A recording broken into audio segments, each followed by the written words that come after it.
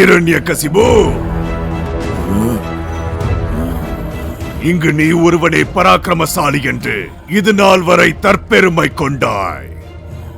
பல தகுதிகள் உனக்கு இருந்தும் சின்னஞ்சிறு பாலகனை கொல்ல முடியாமல் போயிற்று. பிறகு அந்த விஷ்ணுவை எப்படி வதம் செய்வாய்? என்ன ஆயிற்று? கொதிக்கிறதா? இதே நிலைமை இங்கு நீடித்தான் தெருவில் திரிகின்ற சிறு விலங்குகள் கூட உன் கோபத்தை கண்டு அஞ்சாது. நீ துணிவில்லாத கோழை.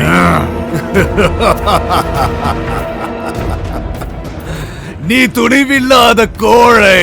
நீ துணிவில்லாத கோழை. நீ துணிவில்லாத கோழை. நீ துணிவில்லாத கோழை. நான் இதற்கு ஒரு முடிவு கட்டுகிறேன்.